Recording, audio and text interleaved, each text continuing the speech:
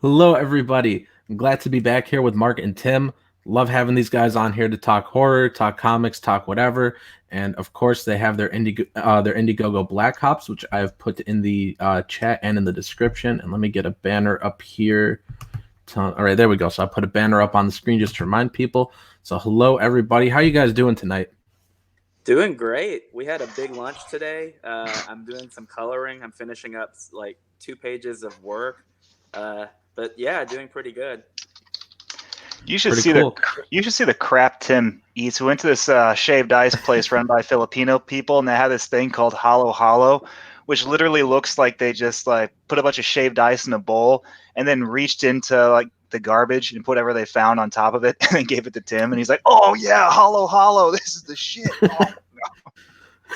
You ever try Oh, man. halal?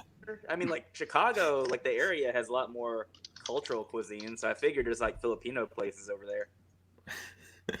No, I don't think I've been. I don't think I've seen any Filipino places. Oh man, yeah. If you ever go to a Filipino place, typically for dessert, you'll have halo halo, and it's just shaved ice with a bunch of stuff on top of it, like Jello, ice cream, like That sounds Red really beans. red beans. They put red beans on it. Yeah. This Today sounds they really good. I always took Tim as the type that, just eats real healthy, like has a salad every meal. You don't know Tim at all. Oh, holy cow. Mark will testify. Mark and I, we're like some of the most unhealthy when it comes to food. Like we're pretty unhealthy, even though like we stay pretty fit. Mark works out like every day. I work out every other day. But our eating habits are atrocious. Like I don't even bother with that stuff. Yeah, so I work out Monday through Friday so that on the weekends I can eat whatever the hell I want, and whatever the hell I want is usually something really awful for me, like bacon cheeseburgers and crap like that. What do Oh you do? You man, I eat? should work out. Are you a healthy eater, Nasser, or do you? No, not at all. Okay. Well, in Chicago, you got some good food. You got, your pizza's good. Your hot dogs are good. There's a lot of like really good American staples of cuisine up there. I love the food when I was in Chicago. Man, I used to do a lunch eating stream on lunch breaks, and I would eat like hot dogs or pizza or whatever in my car, and everyone that showed up to the chat would get real angry with me. Like I had people that were sending me like dieting plans. I one person was like, One person was like, "You're not going to reach 30." I was like, "What? What is this?" Like then I changed it up. I started to buy like like um like protein bars, different like snacks that looked healthy. I'd pick them out and I'd be like, "All right, guys, this is what I'm eating today," and people would still be like, "You know how much sugar is still in that." I know there's no winning.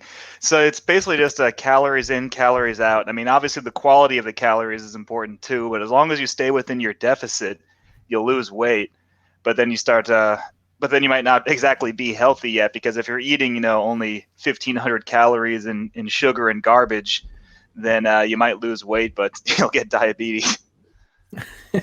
Yeah, I really should start working out, guys. Honestly, it's getting kind of bad. My sister the other day was like, "I could tell you look fat." She lives in Oklahoma. She's like, I've seen some pictures of you. I could tell you've gotten fatter." I was like, That's "Thanks." nice. You should Well, say look, that she's to your sister next time you see her.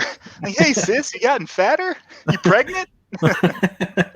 right. She's like, I've seen some pictures of you. I don't know where she saw them. I'm never taking pictures of me, but she's like, "I've seen some pictures of you. I could tell you've gotten fatter." I was like, "Well, this is kind of random," but I don't know. I didn't know how to take it. I was just like, "All right, I guess We I've gotten fatter."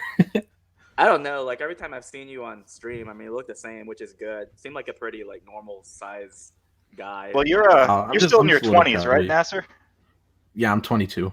Yeah, okay, yeah. Just be warned. Once you hit 30, your metabolism just like up, see ya, it leaves, and then all of a sudden you can't eat whatever you want and stay skinny anymore.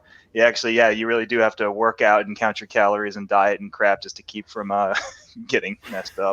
What Mark is trying to say is just eat what you can right now and don't Enjoy worry. your 20s, man. That's what I did because I worked in a warehouse when I was in my 20s, and so all the exercise I needed I got during my day at the job, and so I would go to like Quiznos for lunch, and I would get every day I'd get a turkey bacon and ranch sandwich. And like the 12-inch thing, and I'd eat that with a bucket of Coke and some chips, and I would just absolutely destroy myself, and I never gained any weight because I worked out doing my job. And then now I work in an office and I'm in my 30s. Like, oh, well, I think I have to go to the gym if I don't want to die. Oh man, I really do got to start working out. It's getting kind of bad, but oh well. I don't know. I love pizza too much. Oh man, yeah, and you got Gasano's up there in Chicago. Now I know you're gonna correct me because I sound like a tourist, but the first Chicago style pizza I ever had when I was in Illinois was Gasano's, and it was the bomb. Like I'd never had anything like that before. But in Orlando, that's the only other state where they have Gasano's outside of like the central Chicago, like Illinois area. So I love like the Chicago style pizza. I know if we have people on the East Coast, they're not going to like this, but I actually prefer the Chicago style pizza over like the New York style because I like it thicker. So that's something I really don't get. So some people are very militant about pizza, and when you bring up like Chicago style deep dish pizza, they're like, that ain't pizza. That's not real pizza. I'm like, well, who gives a shit if it tastes good? It's like if you bring up, white chocolate, people are like, white chocolate's not real chocolate. Like, I don't give a shit. It tastes good. But if you say black chocolate's not real chocolate, then you're a racist. Oh yeah, right. Well, Totally. people are like that with tacos as well. People are really like that with Mexican food. Like if you take them to a Tex-Mex place or you talk about Tex-Mex food and you just call it Mexican food, then you get this like self-righteous, like that's not Mexican food. You've never had a real taco. Real tacos aren't crunchy, you stupid American. Like, well, up yours. If it's good, I eat it. I don't care if it's real Mexican food, authentic Mexican food. Man, the other day I got Chinese food, and then the next day, I was going over to Target because I needed new headphones because mine broke, and then I was thinking like, what should I get to eat? Then I passed the Chinese place again, and I was like, I could eat Chinese 2 days in a row. I really love Chinese food too. Oh, nice. I can't do that. I grew up in my household. We were eating Chinese, like Asian food all the time, and so my culinary habits got to the point where I just preferred pretty much anything that wasn't Asian in cuisine. That's how I am with Arabic food. I don't like it at all. Oh my gosh, this is the craziest thing, Nasser. It was this time last week, because I've been out of town for a long time. So Mark and I are hanging out, and I was like, hey, I really am jonesing for some anything that's either Arabic or Mediterranean, because like in Texas, I didn't eat any of that. So I was like, I'm just dying for a gyro, man. Like I want a gyro so bad. So we actually went to a Greek place to get some food because like there's actually a couple of Mediterranean like Arabic places here, but like we don't go to them too often because they're kind of shady. Like dude, they really are. They're even shady here. Oh really? Holy cow! There was. I mean, the kebab places, you'd have no idea what animal it is they're shaving that meat off of. Like, yeah, it's lamb. Sure, it's lamb. I know, and here it's kind of like if you want authentic lamb, you do have to go to one of the places that's owned by the Lebanese or the Palestinians here. But like their signage is like weird. Like you feel like you don't know if you're entering like a restaurant or like an old porn store that only sells VHS tapes or whatever. Like they don't take good care of like their signage or their decor, but the food is good. There was a place that we used to go to that had like the best Arabic and Mediterranean food, and they closed. Like every single location closed at once, and we don't know why, but it was just weird. There was like the health inspector finally found out about him. Like, I thought this was a porn place, not a restaurant. And yet there's exactly as much semen on the walls as I thought there'd be. Oh man, 7 of 9 in the chat says white chocolate is the work of Satan. Just saying. No, I love white chocolate. He sounds like CNN when they talk about white people. That is very true. So when we jumped on the stream, so for everyone who didn't know, we were actually supposed to stream 10 minutes before, but someone was too busy reading to remember that we were supposed to be here. So Nasser, tell us about what you were reading. I was reading I was reading Misery, and I sat down. I was like, I'll just read a few pages because I remembered we were supposed to stream tonight, but I was like, I got time. I'll read. And so I started reading Misery, and it just gets so intense, man. It's it goes into a lot of detail with the book he's writing because Annie's like, no, you have to bring her back from the dead, and so he's he he hates the series he's writing called Misery, and that's why he killed her off. And he's like, I like my other stuff a lot better, but it doesn't sell as good. But I want to focus on that. And then so she's insane. So she's like, no, you must write another Misery book and bring her back from the dead. And so he kind of gets mad at himself because the more he writes it and brings her back to life, the more he's enjoying it. And so that really got me. That got me hooked on this part. But then we slowly see the idea forming how, in the movie when he burns it and all that stuff. I'm like getting like right to that part where he starts to burn it and to get payback at Annie. And So I think I've only seen the movie, with Kathy Bates, and I'm not sure how the book ends. I'm assuming the book ends at least somewhat similarly to the movie. Have you seen the movie, Nasser? Yeah, I've seen it a couple times. Okay, so so I'm not gonna like spoil it for you then, because I know you're reading the book. It has such a cathartic ending. Just because you spend the whole movie just feeling as like emasculated and put upon and trapped as the guy, and then when he finally just chimps out and attacks her and just like rips her up and shoves the pages down her throat and says choke on it, that is that is Dude, so satisfying.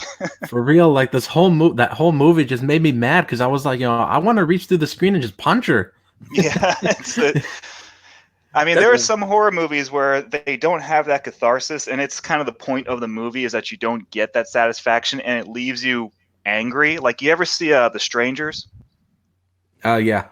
Yeah, that part where there's no point in that movie where the couple that are being attacked by the strangers ever get the upper hand on the bad guys. They're always a step behind. When they think they have the advantage, it turns out that the strangers actually, are one step ahead of them, and then they just die at the end, and the strangers walk away and get away with it. And there's absolutely no glimmer of catharsis at any point in that movie, and just kind of leaves you feeling dead inside. Like, wow, that was awful. Yeah, that was something. I feel awful. Yeah, but I'm not exactly sure how the book ends yet because I still got 30 pages. I'm pretty sure it's going to end in a similar way, but it really makes me mad. Like, it's like I want to start shoving these pages down her throat. Like, why don't you eat it? But man, she's so much creepier in the book. Like, I don't think this is much of a spoiler, but like the hobbling scene, this is so much worse. She chops off his left foot with an axe. Oh, instead of using the sledgehammer and the wooden blocks, she just cuts his leg off or his foot off? Yeah, cuts his foot off. And then, wait, is that worse? Because I don't know. I think a blunt object is a lot more painful than a sharp object. Like, if I could choose, it's like, hey, do you want your foot sawed off, or do you want it like bludgeoned to a pulp? Well, I think there's a point where the human body maxes out its pain receptors, and so I'm sure that getting your foot chopped off and getting your foot broken with a sledgehammer against a block of wood, I mean, they probably both max you out. Yeah, it doesn't matter. You'll pass out from the pain either way. Yeah, it's like terminal velocity. You hit a certain point where you can't go any faster, you can't hurt anymore, and you're done.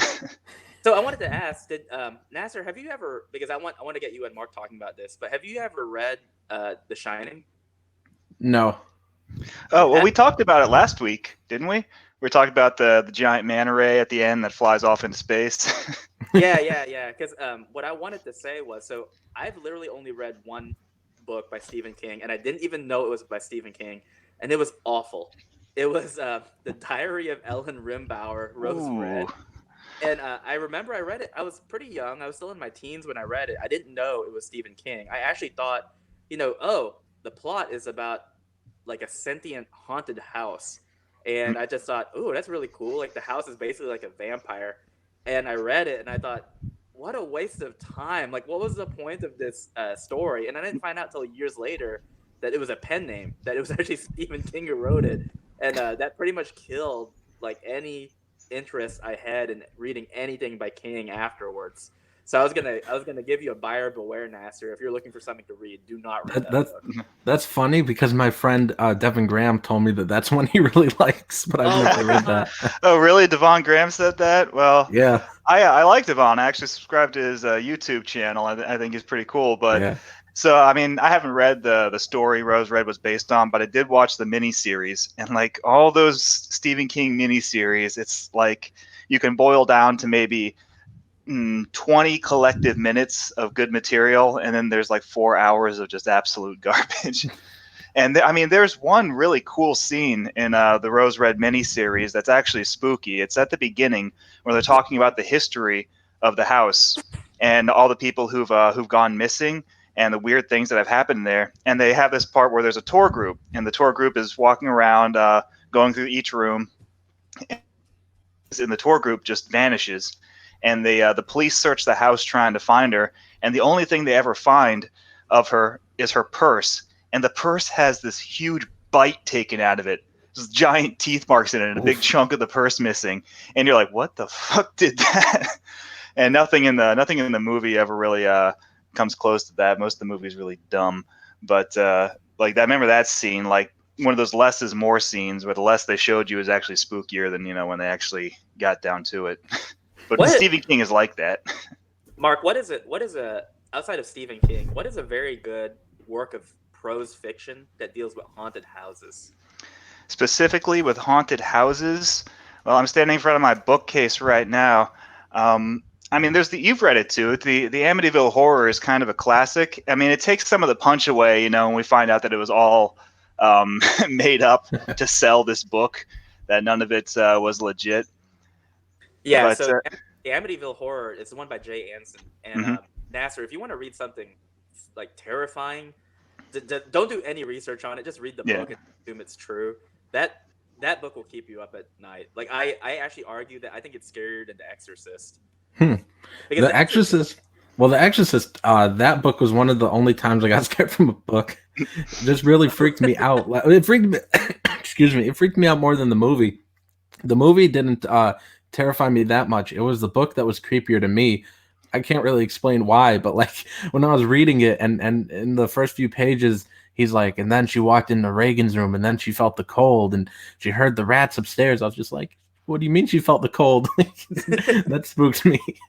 Well, the Amityville Horror, like, okay, so I think what makes it scarier than The Exorcist is The Exorcist, it is based on a true story, but there's nothing in The Exorcist book that prefaces with it. Like, it doesn't say the events in here really happened. It's based on a true story. For Amityville Horror, because most of us, if you're tangentially interested in the supernatural stuff, you've probably heard about it just from culture, either from a television documentary or whatever. And so when you're reading this book and it's presented in a timeline of events that supposedly happened, it's written like a journalist wrote it, so it's very matter of fact and like informative. It's just telling you the facts, but the facts are, that these terrible, scary things are happening in the house, and that makes it feel more, realistic. It's not flowery with its prose. So I'll tell you one of the scenes that. Okay, so you don't mind if I spoil it, do you, Nasser? Are you? Oh, go ahead, spoil away.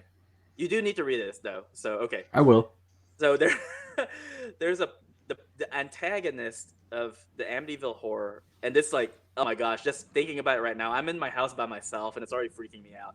So the antagonist is that supposedly the kids, every time they would pull into the house, they'd say like, oh, we have to be careful because Jody the pig is not happy with us. And they're like, what's Jody the pig? And they thought it was just like an imaginary friend. And she's like, no, it's like this pig that I talk to. And they're like, okay. And so one time, like, they pull up to the house, and the dad looks up, and he sees in the window that there's like this silhouette of a pig with glowing red eyes looking out at him. And he's like, what? And so, like, throughout the whole story, they talk about Jody the pig. Well, at the very end, like in the very last like few pages of the book, the thing that drives the family out is it's literally like, my wife and I, we settled in for the night, and we got into bed. And I would say roughly 8 minutes later, the door busted open, and the giant pig jumped up on the bed and started like pounding on me. The wife and I freaked out, ran out, like gathered the kids and left and never looked back. The last thing we saw was we looked up at the windows and there was the pig looking back at us. And I don't know if you've seen the movie. Have you seen the movie version, Nasser? I've seen a couple clips, but no, I haven't seen the whole movie. Well, the movie's good too, and that scene is in the movie. All right. So I'll put that on my list. Tim, are you want to talk more about Amityville? I don't really have much more to say other than like Okay. that book really scared me. Like, and it was for 2 nights straight. I couldn't sleep, and I had roommates. Like, it wasn't like I was by myself, but I was just like I think the way that that encounter was told in the book, like that's why I think sometimes fiction can be more powerful than the movie because you're formulating it in your own imagination, and you can't escape that, right? Like you can make it as scary as you want it to be, and in my head it was terrifying, like the way it was described. But I was like, so Mark knows this, but I really like tying geography to stories, which is why there's certain locations that I have a vested interest in, like the Queen Mary in Long Beach. Like I've been there twice. I love the history of it. I like the fact that it's a haunted ship that was like basically the sister ship to the Titanic. I like the fact that you can stay there. I like Alcatraz. Between my wife and I, we've made at least 5 trips to Alcatraz just Oh, because that's like super it's just cool. so cool. It is. If you ever are in San Francisco, heaven forbid, the one thing you do need to do is make sure to plan ahead and get a ticket so you can tour Alcatraz. Take the 3.5, 4 hour tour. It's worth it. You'll learn a lot. It's super interesting, which is why like movies will just go out of their way to visit. In movies, they'll just literally go out of their way to set their action on Alcatraz just because it's such a cool place. But I've always wanted to visit Amityville, but supposedly they've not only like up. I don't think they've uprooted the house, but they've changed the exterior so you can't identify it from the street. Yeah, it's Um, been completely remodeled. They got rid of the windows that look like eyes, and they changed the gambrel rooftop, I think is what it's called. They changed the style of the rooftop so it doesn't even look like the same house anymore. But they had problems with like vandals coming up to the house and like breaking windows or trying to break in because of the movie and the book. And they actually sued Jay Anson and the Lutz family, the second residents in that house, because of all the like attention it brought to their property. Interesting. And by the way, we have GOP Gamer in the chat. Hello, GOP Gamer, one of my best pals. It's been a while since he's been around here. Actually, he says, "Hey, gentlemen, how are you guys today? Doing Good. pretty good, GOP." I like GOP Gamer. Actually, some people were talking very positively about you recently. We've done a couple of streams and I get everything crossed, but for some reason, like you say, so you're like, I haven't seen you in a while, and I'm like, I literally just heard of him like in multiple streams recently, so he gets around. And then we have Doramicon Blogs in the chat saying, "What's up?" Hello, Doramicon Blog, another regular on the channel. And then he says, "Tim, is USAGI a little play on USAGI Yojimbo?" So it's interesting because they're both a play on the same thing. USAGI Usagi is Japanese for rabbit, which is why in Sailor Moon, in the Japanese version, her name is Usagi. What's her last name, Mark? Is it Yosaneko or Tsuniko. Suniko? Yeah. So in Sailor Moon, in the Japanese version, not the dub. Usagi. Yeah, it's Usagi. Usagi. No, hold on. It's Usagi no. It's Usagi no Suki. Suki. Yeah, there we go. Okay. Because it literally means, if you say it as last name first, first name last, Usagi no Suki, it literally means rabbit of the moon. So it's a Yeah, pun. Yeah. and for a cultural context, the reason why she's called the rabbit of the moon is because in Asian culture, there is a rabbit that lives on the moon. So if you look in Dragon Ball, for example, when Goku was a kid, there's actually a storyline that deals with him fighting the rabbit on the moon, who's a crime boss. That's where that comes from. And so like Usagi Yojimbo just means like the Yojimbo rabbit, and then so USAGI is a play on the fact that he's a rabbit.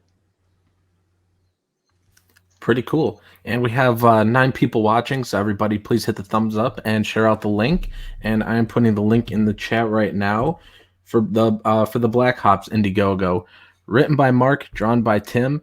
It is a fantastic looking book, and they are at 69% of their goal. Woohoo! Yeah, 69. So Tim asked earlier if I had any suggestions on haunted house literature. And well, Amityville Horror was the first novel that came to mind, but there's a short story You're that's going a little really Robo. good. Oh, what's up? You were going Robo there for a second. I don't know if it was just my end. Might be. But so there's a good story that people can check out. I actually sent you a link to audio version of it in our Twitter DM. Nasser, if you can post the link in the chat. Oh, It's a okay. story by it's an old story by David Keller called "The Thing in the Basement," which is actually David Keller was a psychiatrist, and so he talked a lot about more the psychology of haunted houses and horror stories. He brought that point of view to his writing. And so it's about this little kid who's like 5 or 6 years old, but ever since he was an infant, far too young to really have any sort of coherent cognitive thought or speech, he was afraid of the basement in the house, and they don't know why. And so by age 5, his parents are sick of it because he screams whenever the door is open. He tries to block the door up. He won't go down there. He won't go near the door to the basement. And so they decide that the best way to cure him of it is to lock him in the kitchen where the basement door is. First, take the basement door off the hinges so it can't be closed, lock him in the kitchen, and then go out for a night. This is written in like the 50s, so they just go out for dinner. Well, man, this is And then when making me they, scared. yeah, but while they're out for dinner, they bump into one of their friends who's like a doctor, and they tell them, and he asks, how's your kid doing? You still have that fear of the basement? And they say, oh no, we're taking care of that tonight. And they tell him what they did, and the doctor's like, well, that's not a good idea. And the doctor basically explains to them that even if there is nothing in that basement, you go down there to do laundry every day, there is nothing in that basement. But if the child truly believes that there is something down there, then it will manifest just simply through power of thought. And that if it's real, if the kid truly believes that it's real, then it is real. So you should go home and get him out of the kitchen right now. And so they all rush home. They open up the kitchen and they find the kid's body torn to shreds and pieces all over the place. And there's nothing in the basement, and they never know what happened. So that's how the story ends. But it's really I'm well in my written. It's really basement now, and spooky. I'm scared of basements. Now you're terrifying me, man. Yeah, but it's so I was on Professor Geek's channel last Halloween, and we were talking a special segment on boogeyman stories, and that was one of the ones I brought up. But it's kind of a haunted house story because it's about a room in the house that a kid is afraid of because he thinks there's something in there, even though the kid can't put into words exactly what it is that he's scared of. He just knows that it's there, and so it's sort of this. I think the spiritualist term for it is a tulpa, a thought form. Is that if you truly believe in something enough, then you can give it weight and you can give it mass, and you can make it real. Unfortunately, it doesn't work for anime waifus. It only works for horrible monsters that tear you apart. Man, it But doesn't work for money. it doesn't work for money either. Right. Have you? It's actually a really interesting concept. Have you heard of the Gay Street Phantom? Oh, the what now? It's called the Gay Street Phantom. No. Tell us more, So the Tim. gay- Oh no, Oh, we got oh, we got 5 thumbs down because of you mentioning the Gay Street Phantom, Tim. Oh my Good job. god. So hold on, I'm looking something up here just because I want to make sure that I'm getting this correct. I don't want to misattribute who this is. Oh yeah, okay. So the Gay Street Phantom, it's one of the in terms of American ghost stories, you have this concept of the tulpa, like what Mark was saying, which is the idea that, and I think it actually hails from either a Buddhist or it's a Buddhist. I think it's a Buddhist belief that when you think of something really hard and that it's something that it's one thing where the will takes precedence over creation, you can actually like make forms. And so I think it's Walter Gibson. He's a creator of The Shadow, and he lived in this house on Gay Street in New York. And what happened was he was so wrapped up in his work that like in that it was like a tenement where he was just one of the people living there, but the other people living there, they would be like, who's that guy you're getting to dress up as the Shadow and like go and like walk across the banister? And he's like, what the heck are you talking about? And they're like, there's a guy that we see who's literally like your character, the Shadow, and we just see him all the time. And even after Gibson passed away, people like said that they saw it. So for the longest time, they called it the Phantom of Gay Street or the Gay Street Phantom. So if you look, there's like articles written about like this thing. So it's basically like he was able to manifest like the Shadow as a ghost. So it's really, I don't know. When I read about that, I must have been like 18, and it freaked me out because basically basically the moral of the story is you can't be too scared of something or else it will actually come to life. And it When I takes away that safety net. Like your parents, when you're a little kid and you're scared of the monster in the closet, your mom will say like, "There's no such thing as the boogeyman." But if you're sitting in your bed alone at night and you're just absolutely positively convinced that there is something in your closet that's going to come out and kill you, that if you just believe in it enough, then it will become real and you're fucked. I remember when I was, I don't know, probably like 8 or something, there was some movie. It might have been on like the Disney Channel or something, and it was like some spooky movie that had just come out, some made for TV thing, and it was about some monster that it would only like attack you if you thought about it. And I was just so like shook as a kid. I'm like, but how do you not think about it? Like that was like the only way to stop it, was like the kids had to like not think about it so it wouldn't kill them. And I was just so freaked out about that. And that always creeps me out, especially because I'm so jumpy, and I always I always still think about like what's in the dark. Like every time I go to like turn off the light in my room, I always think like a hand, because it's right by the door. I'm like, some hand is gonna come out and grab me now when I turn off the light switch. Do you have any personal ghost stories? No, I don't. But I have to address something funny in the chat. Blacklist Universe says that was Ghostbusters. The Fire Dragon says the Fire Is Dragon that in Mike the Miller? oh yeah, Mike Oh, Miller. hey Mike, how's it going? But the Fire Dragon says 4 links to try and sell garbage instead of interacting with your audience is why you're at 10 viewers unsubbed. Have a good life. I think that's a little drastic, dude. I just because I I'm pretty couldn't sure get you to your. called out every person in the chat by name, but except the Fire Dragon. Sorry, Fire Dragon. The 5 downvotes you gave us using your alt accounts. Oh, hey, and we got John De La Rose in the chat. Hello, John De La Rose. Oh, Yeah, should we we are send, Bay. Can we get John De La Rose in here? Yeah, sure. Let me here. I'll send John. I'll send it to you on Twitter. Let me get this link copied here. Let me head over to Twitter and we'll send it to you now, John. Dead air. Dang, I'm outnumbered here. You have 3 writers, only 1 artist. well, Weldon has the link. Oh, but he's like busy on the weekends. It's very rare that he streams, like especially like on Sundays. Yeah, Weldon's got a family. What a loser. Yeah. Evan Von Scriver says, "What are we talking about?" We're talking about like haunted houses and monsters coming to life just by you thinking about them. Yeah, Stephen King wrote a story called The Boogeyman, which is basically that exact premise. Is this guy? His kids keep dying, and they all keep dying in their crib. And he notices each time at the crime scene that the closet door is open just a little bit. And so he finally breaks down because he convinces himself that his kids who are crying and screaming that there was a monster in the closet, and he wouldn't believe them. And after the third one finally dies, he goes to see a shrink, and he basically confesses to the shrink that he's convinced that his kids were right, that there was a monster in the closet. And then it has a stupid ending. The shrink turns out to be the boogeyman and kills him. It doesn't really make any sense. That's kind of weird. Yeah. Man, I remember when I was 12 or 13, one of my teachers told me something.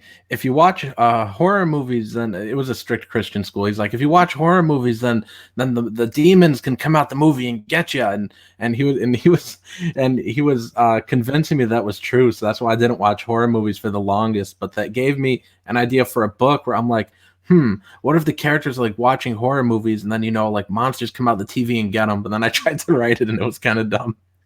Well, that's okay because The Ring already exists. So. Yeah, that's true. And welcome, John De La Rose. Hello. Yo, what's going on? I've actually never gotten to talk to Mark in person, so I'm pretty excited about this. Oh shit! Have we never been in a stream together? Well, Never. Hey, John, how's it going? I'm gonna dip out and dip back in because I can't hear John.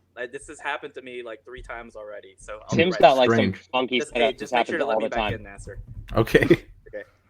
Yeah, Tim's like Johnophobic or Hispanophobic, whatever you want to call it. Hispanophobic. That's it. Oh man. All right. And while we wait for Tim to get back, I'm going to put the link to Flying Sparks here in the chat, and then I'll go over to YouTube and get that edited so I can get it in the description. We got to get Black Ops going though right now though. This is my mission right now. Mark actually signed up to write a one-page parody on Flying Sparks. Mark, I don't know if you've actually been told this yet. I did not find out that I had signed up for that Okay. until Tim told me this morning. I'm like, Yeah. oh, okay, sweet. I guess I'll be writing Flying But Sharks. it's only happening if we both hit 10K. So I need Black Hops to get some love right now because we needed to get there. So that's the deal, everybody. Come on, give till it hurts. You'll enjoy the comic, people. Promise. So anybody out there who's interested in Black Hops, I mean, we have the sequel, Black Hops Hair Trigger, which is what the Indiegogo is for. But if you missed the first volume, you don't need to read the first volume to follow the second one. It's kind of a soft reboot. But if you'd like to read the first volume, that's also available on the Indiegogo in the checkout. So you can get trade paperbacks of Volume 1 and Volume 2 when you check out. So check it out. Pretty cool. I got the links to those in the chat. So yeah, let's get each of them up to 10K. So spread it as far as you can, guys. Tweet it out, put it on Instagram, Facebook, Tumblr, wherever And then you I got to like figure to out share what the these. hell to write about flying sharks. Flying Sharks. Yeah, the problem was Tim was trying to make it Flying Sharks, and I didn't want poo in my book. Yeah. I don't. I mean, there's only so much you can do with that. I mean, basically, all the people on the ground who are looking up with their mouths open as they watch the chick fly by and something horrible happens to them. But nobody wants to read that. Everybody likes sharks, though. You know, I mean, like if there's a shark in a book, I mean, that's how Punchline got me because he put a shark in his book. Yeah, you want flying sharks so you can sell the license to the asylum and they can make a Sci-Fi Channel original movie out of it and you'll be a millionaire. Yes. Oh my gosh, I already have this figured out. So it should be called Flying Sharks, and instead of Meta Girl, it's Mako Girl. Mako Girl. That's so good, Tim. Stuff writes itself. But yeah, so I was talking to Mark today, and I said, hey, I told him the story of how when we were talking, you misinterpreted me because I said flying sharks, and you thought I said flying sharks. And Mark was like, Tim, no one wants to read a book about flying poop. Nobody. And I was like, my own co-creator, he stabbed me in the back. That was for calling me Fredo. Oof. I've actually never seen that movie, so I don't really know any of those references. Well, next time you have 9 hours to kill, definitely check out the Godfather trilogy. Okay, I will. But first, I have to finish my Ghoulies trilogy. Ghoulies is a quadrilogy, I'll have you know. You can't skip the fourth one. It's the most integral. It concludes the saga. Is it just called Ghoulies 4, or is it? It's just called Ghoulies 4, and it's terrible. Okay. Now, you've seen Ghoulies 3, Ghoulies Go to College, Tim. We watched that. That was awesome. Nasser, have you ever seen Ghoulies? Ghoulies, no. Oh, you'd love it. They'll get you in the end. So here's a tip from a pro about Ghoulies, Nasser, just so you know. The first movie does not have a toilet monster. That's just for the cover. The one you want, the money movie, is Ghoulies 2. That's where it's at. So check out Ghoulies 2. That's got the toilet monster. And it's voiced by like Frank Welker, I think. So it sounds like Slimer. Evan Von Scriver in the chat says part 3 doesn't exist. Of the Godfather trilogy? Yeah, no, part 3 is pretty bad. Most people just ignore that one. So yeah, you don't need to watch Godfather 3. So John, just like I was gonna ask John if he watches horror movies. I don't watch any. I don't have time to watch movies with how much I just write. That's all I do. But you read, right? I read a little. I mean, I read like I have graphic novels that I put up. The way I get through all these big epic collections, these Marvel epic collections, they fit very nicely on my elliptical machine. So when I work out in the morning, I start 20 minutes on that, and I'm actually reading while doing that. That's the only time I read. Oh, wow. I'm either writing, or I got my kids, or I'm working, and that's it. That's the way life should be. Yeah, that makes sense. Yeah, but I don't think John likes horror in the first place. I think he was telling me that on our stream the other day. Yeah, I don't like feeling bad. So I don't like sad things. I don't like horror. I don't like tragedy sort of things. I like, if I'm gonna sit down and like veg for an hour, at times I do, I want to feel good because life's too short. Oh, okay. That's all. Okay, so let's do this then. So you guys are gonna try and gang up on me because I'm the only artist here. But John and I are gonna gang up on the two of you, not unless Nasser's in this boat too. Dun, So what dun. John and I do that we have in common is our taste in anime is the same. So Oh yeah, we like the slice of life anime. Do you mine's like? a little girlier than yours. It's a little bit. What's the word for it? There's no polite way of saying it. It's kind of fruity, but we really like that. We really like the slice of life anime, which is kind of interesting because like I can see where John is coming from. Like I typically won't watch any type of horror where I know like the ending is really nihilistic because it's like, why do I want to feel bad after I see that? You know, if I'm gonna watch a horror, I want it so that I know that the protagonist at least is gonna win in the end because at least I have that satisfaction. Now, what's interesting is I just looked. They're putting out a Marvel omnibus for horror, and it's like it's stuff from like the late '60s, early '70s. I've read a lot of this kind of stuff, or like the EC stuff, like from back in the '40s, '50s. It's got a way different feel to horror, like when you're reading those type of comics than like the horror movies that make you feel bad nowadays. You know what I'm talking about? Yeah. Well, EC, yeah, I mean, I have the entire like collection of EC archives for Tales from the Crypt and Vault of Horror and Haunt of Fear, and they were all morality tales. So they all basically have a part where it makes you feel good at the end, though, because the bad guy, totally. who kills his rival, the rival comes back as a zombie and rips him apart at the end, and like, hey, thumbs up, that was great. I know not to do what that guy did. Exactly. That is a big difference between horror then and horror now. And I think that's what made the genre great. So Nasser, it's on you to make the genre great again. I'm trying, but sometimes it does come out pretty nihilistic, but not all the time. I know that's Stardust was a downer. Like it was. It really was. I think Trixie will be a little bit more of a positive note because I don't know. I tried to put a couple things in there, like we're talking about now, like different sort of morality tales. Like it's a story about if we could ever be too far gone. So I definitely play around with that sort of stuff. Whereas, like I think I'm better at writing something a little bit longer than a one shot. So that's why it was a one shot. And I was like, well, let's see how upset we can make people. Like let's make this pretty dark. So that's what I was going for with Stardust. Okay, I think it would have been better if I made it longer. I could have done more with it. So did I? No. Has anyone ever told you? Okay, I'm going to tell you how I think Stardust should have ended. This is where I thought you were going to go with it, and tell me if anyone's ever told you the same thing. So what I thought was going to happen, because I thought that it was going to be inspired by like the Twilight Zone.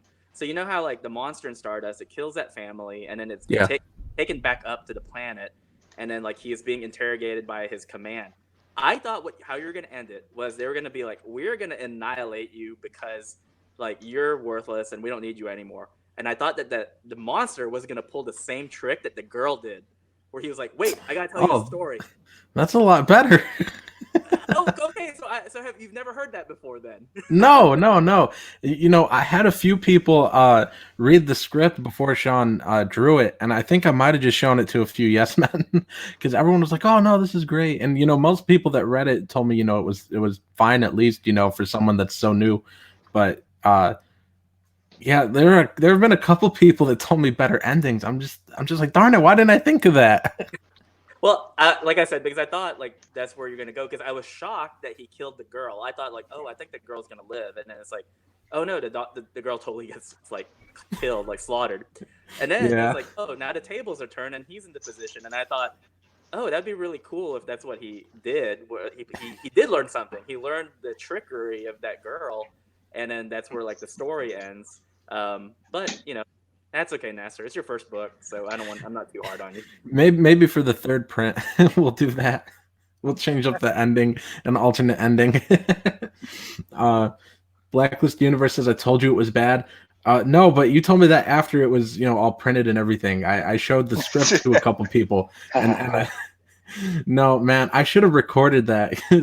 Mike, man, he was just ripping into it, not in like a bad way. It was good advice. I should have recorded that. Him and Kelsey Shannon both on private hangouts gave me so much feedback after I sent it to them. Like, Kelsey, I will never tell you will never know how embarrassing it was for Kelsey to be reading it on a off-air stream with or hangout with me, and Kelsey reads a page and then he gets the serious look on his face. And Kelsey's like, what is this, the amateur hour? And I was just like, Kelsey, don't do this to me, man. Well, you are an amateur, so I mean, like, Yeah.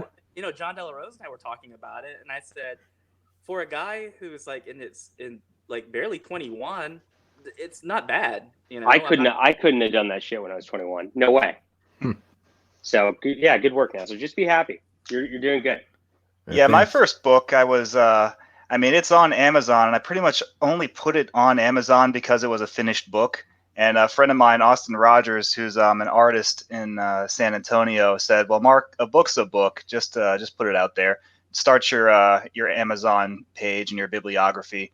And so I put it out there, and I don't think it's a good book. In fact, it has not sold hardly a dozen copies, and I kind of don't want it to sell any more than that. But I just put it out there to get my Amazon page going. And once I get my next book out, I think I'll pull that one down and just kind of hope it goes down the memory hole. Oh my god! Yeah. Oh. I'm trying to Amazon stock you now. How I looked up. Oh, great. No, let's promote Black Ops. Black Ops is good. Let's not promote my first book. No, so hold on, because I've actually read 3 chapters of this script, and I think, like, John, I think you would. I'm not asking you to read it because you don't read on your elliptical unless it's comics, but it's true. So let me just tell you about Mark's, because Mark is being too humble. So let me tell you about how this works. So it's a story about Doc Holliday fighting vampires, but this whole book is written in rhyme. Wow. The whole that's so cool. It was ambitious beyond my ability to write it, though. I mean, I lose the meter in parts, and that's death when you're trying to write poetry, when you lose the meter. All I can say is that I tried. But yeah, if for some reason, so Nasser, when I put my next book out, I might have to bother you because you put more books out on Kindle than I have and on Amazon, self-publishing. I might need your help on the actual technical ends on putting stuff out, because when I put that book on Amazon, you can probably read 75% of it on the preview pages for some reason. I don't know why so many pages are on that. No, what's the title of the book, Mark? It's The Ballad of Doc Holliday and the Blood-Sucking Locomotive. Ballad of Doc Holliday. Yeah, we all, yeah. Man, it's funny you say you wanted to fall down the memory hole, because I had self-published like 2 really crappy short story collections before on Amazon, and then when I realized how bad they were, I just took them down. But then like a month ago, someone texted me on Twitter like, "Hey, I just got your book. I can't wait to read it." And it was like this really crappy book that I put out. I was like, and I told them, I was like, "Please do not read it." I literally replied to, I mean, sometimes I wonder. So this 556 pages of rhyming for real? Yeah. Holy crap! Wow. Let's read some of it on the air. Let's read one. Oh, for God's sake! Read it on the air. Read it on the air. It was I know, really it makes good. me think. So I have like the H.P. Lovecraft complete collection. So every story he ever wrote, and it's got stuff in there that he wrote in high school. And knowing H.P. Lovecraft and how he wrote entire novellas that he never published because he didn't like them, I wonder how he'd feel knowing that people found basically the stuff he wrote when he was 16 and published it, and they can read it now. If he'd just be absolutely mortified. Oh man, that is kind of funny. Well, so my co-author on the Doc Holliday book, I call him Limey because I kept in chats misspelling his name as Lime. His name is John Lim. He actually helped me plot the book, and we plotted it out together, and that plots into rhyming prose that doesn't exactly hold together very well, and doesn't keep a meter very well, and doesn't quite understand iambic pentameter. But it was a learning experience. I think I wrote the damn thing in jam sessions with John, with Limey, over the course of 5 years. We would just come up with a new segment of plot, make it up as we went along, and then I'd adapt it into rhyme. And then once that was done, we'd do another jam session and come up with another plot. And so it was fun to write. I actually had a really good time writing it, just kind of casually with Limey over half a decade. And then when I was done with it, I sat on it for like 2 years because I was like, oh, this is shit. But then Austin, who did the cover art, which is better than the book, if you find it on Amazon, the cover is bitchin'. But he's the one who said, just get it out there, Mark, and then do better next time. So that's the deal for sure. Let's just read the back. I'll just read the back cover, okay? So the back cover rhymes too. Oh God, no! Nice. It's good. It's really good. Like, I mean, I think John De La Rose is looking at it too. But anyway, I am looking at it right now. it goes. Doc Holliday of Tombstone was a man of many hats, a lawman, a dentist, and a foe of old bureaucrats. Then one day there came a stranger dressed all over in black. Doc took a bad blow to the neck, but quickly he came back. He wasn't the man he used to be and soon succumbed to rot. Then quickly he began to thirst for something red and hot. Doc's skin decayed, his mind went south. Pain racked his body through, so Holliday hit the trail, knowing what he had to do. A phantom train was barreling through deserts day and night, and in its wake were blood-drained corpses scattered left and right. Doc knew if he could catch the train, he'd find just what he sought, and he craved the vengeance he would have once his prey was caught. This ballad of Doc Holliday describes these scenes and more, a nonstop string of pure mayhem, insanity, and gore. It's a novel-length adventure set in wilder, weirder times. And to satisfy your first question, yes, all of it rhymes. Wow. That's wow. amazing. That's just That's the good. cover. Dude, that's awesome. Mark, I got a question. Will you appear on my forthcoming rap album? On your forthcoming rap album? Hell yeah, only if I can drop the beat. Yes. Yeah. I do wish instead of just putting like written by Mark Pellegrini that you put my name is Mark. There is none higher. Suck it, MCs. They call me sire. You know, there is absolutely nothing in the world. So here's how you know the rap song was written by a white guy. If the first line is "My name is blank and I'm here to say," yeah, that was written by a white guy. That's so true. Blacklist Universe's Masterpiece Theater. I had asked Mike a long time ago. I was like, "You want to bring it back? I could send you some new writing." I don't know if you guys ever listened to it. It was the show on Mike's channel where I would send the guys. I would send them like terrible like first drafts of stuff, except for one thing. I sent them one thing like I really liked, and I was like, and I sent them like the first time I ever tried to write a novel, which was a year and like 3 months ago. I sent them like that first like chapter, whatever. I was like, I know this is bad, but you guys can read it, and they would just read it on the air and have a good laugh. I asked Mike months ago. I was like, hey, I got some stuff I could send you, and he's like, no, I think it's run its course. I don't know if you guys ever heard it. It made me laugh. I was embarrassed on it though. Well, you're like I said, you're like a young guy, and one thing that Mark and I had talked about, like from last week, was Mark was like, Nasser seems a lot more outgoing, and I said, yeah, I'm telling you, I think it's like, obviously, I think it's your work, probably where you're working in your day job. I think that helps a lot too, but it just means that you just improve in terms of your writing and everything, because it's just your life experience determines a lot of what you write about. So I mean, none of it's really embarrassing to reminisce about. Everything's kind of cringy when you look back at it. Even things we did like a year ago, you look back and you're like, ugh, what was I thinking? Man, it was like my first attempt at a novel was this book called Monstrosity, which I think it might actually have a couple parts I could salvage. But I was reading Swamp Thing, and I was finishing up college, and I was like, what now? And so I was like, I had written a few short stories, and I was like, I really want to write a novel. And at the time I was like, why don't I go with a publisher instead of self-publishing? And so I was just like, well, what can I write? What can I write that's a novel? All my ideas were for comics. I was like, what if I made like something just like Swamp Thing, but it's a novel? And then so I wrote like this really like terrible ripoff, which it was like completely different though. But it was like it was just me trying to be Alan Moore in a novel, and it did not work because I hadn't written. It was my first novel I tried to write, and I finished it. Nasser, there's money in being marginally below average and then having a property that's recognizable. Oh, like Dean Koontz, yeah. Like Dean Koontz. I've never read any of his stuff. There's money in that, so don't take that as a bad thing. Take it as I know how to file the serial numbers off and make some money, and then and that's going to work for you. Like my little avatar here. You see a little laser sword, not a lightsaber, in this fellow's hands right here. That sort of thing is what people want. I mean, you should never feel bad about taking an idea that already exists and then giving your own spin on it. Because I mean, if we didn't have Michael Myers, then we wouldn't have had Jason, and we wouldn't have had all the other, slasher knockoffs who are just as beloved now. And Michael Myers himself, that entire genre was already a spin on Italian giallo movies and murder mysteries like Psycho by Alfred Hitchcock. So it's just one trend begets the next. And if you put your own spin on something and make it your own, people out there will be like, that's a ripoff. And like, no, it's just my own spin on something that already exists.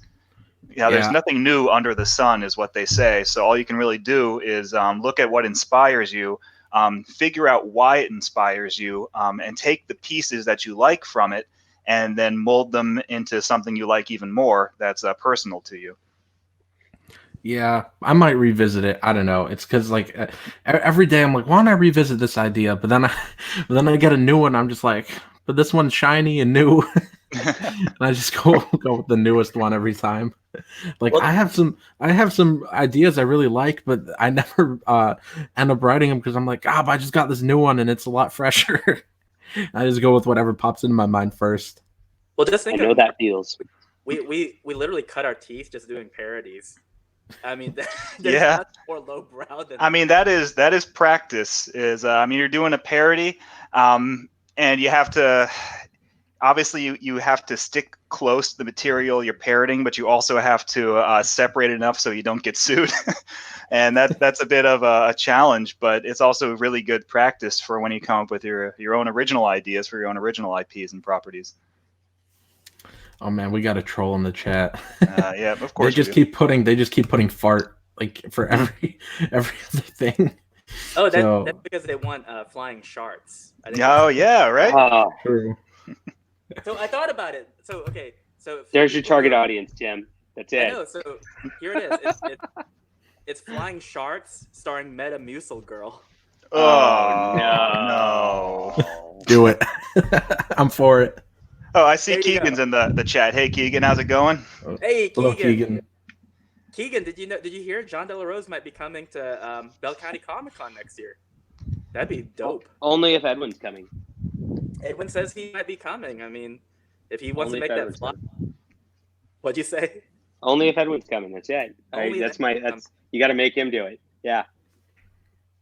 Man, no one invited me to the white supremacist meeting. Oh, they invited themselves, Nasser. So if you want to invite yourself, you can come. I'm just joking. Or am I? We actually held back from making a joke. We were gonna say because you were like, man, I got caught up in reading a book. That's why I started to stream late. Mark was like, what book was it? Mein Kampf?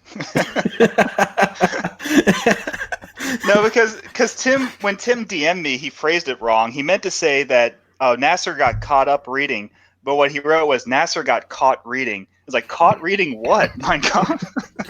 Siege. Read Siege, Nasser. Well, Nasser's it's like what we talked about. Nasser's reading Mein Kampf for inspiration, and he's going to take the things that he likes from it and put his own spin on it. Oh, definitely.